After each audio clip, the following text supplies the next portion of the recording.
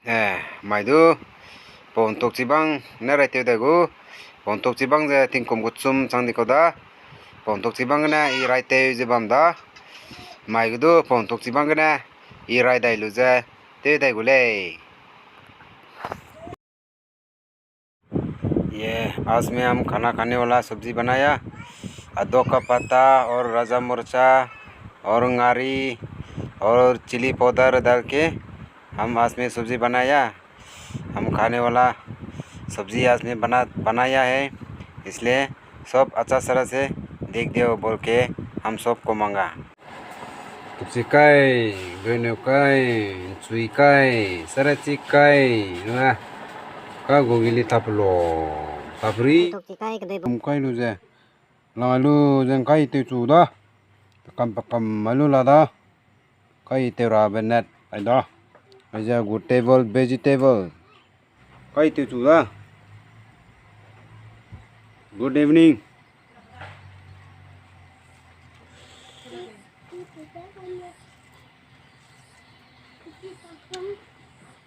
Hmm.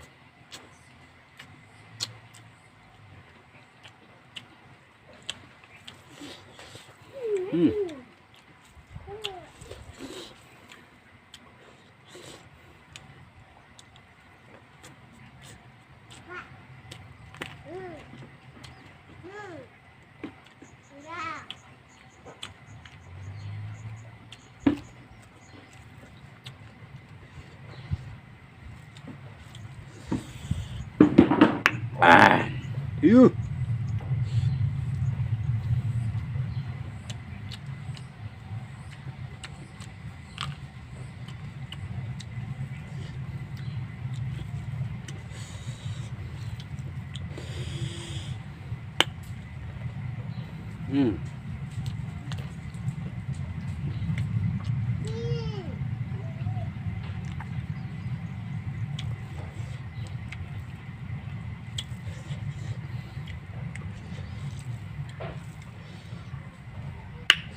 Về bùng nghi, suy cái lu tê chỉ da da, buim pe, no buim pe, tiếng ngô quá da.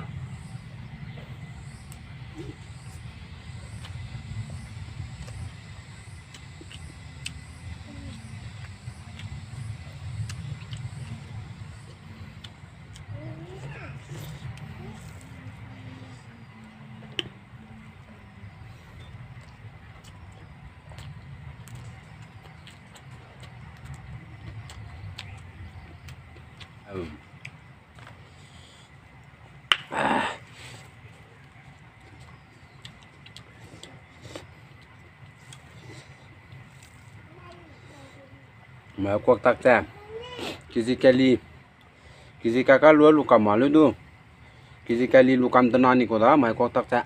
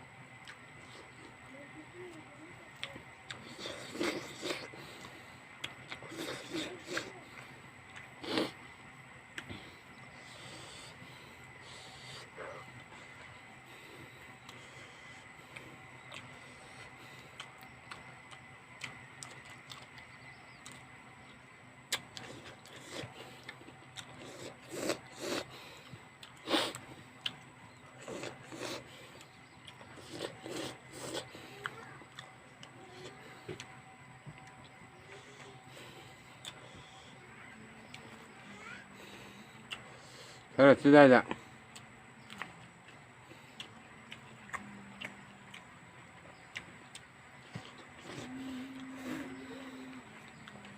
Nunggu ya. Saya chỉ pum chum cái i pum na me te da pum nghe nó cả tắc te cái te đi vậy.